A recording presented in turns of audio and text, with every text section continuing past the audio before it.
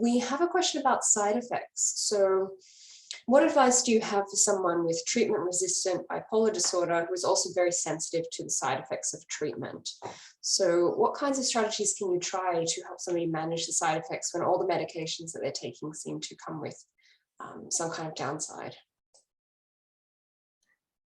Okay, maybe I can take that question. Yeah, so I can understand it as when you have side effects to medication, you're taking medications in good faith, you trust that this is going to help you.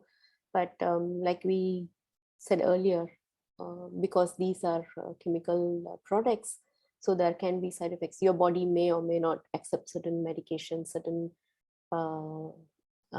drugs.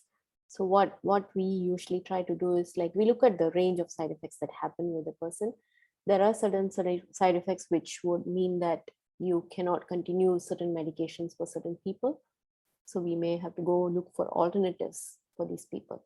There are certain side effects which can be treated. There are medications to treat side effects. So that can be an option. If that doesn't work, then go for alternatives. If that is not an option, you don't have an alternative, and that's not suiting you, the alternative is not really as effective as the primary medication was, then we have suggested, like, reducing the dose. That's one option, or dividing the dose throughout the day instead of taking like all at one go. Like, so most of the medications are given at night for most of the psychiatric conditions, especially in bipolar.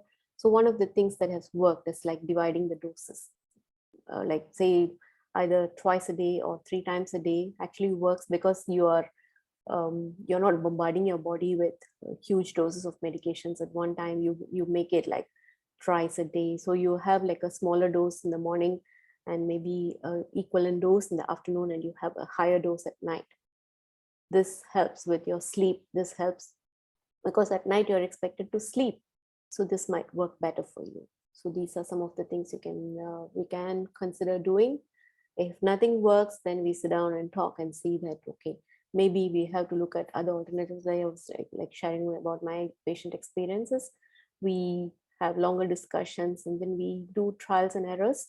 When we are doing trials and errors, we try to do like with monotherapy, with single drug, single agent first, and then we see if that works for you.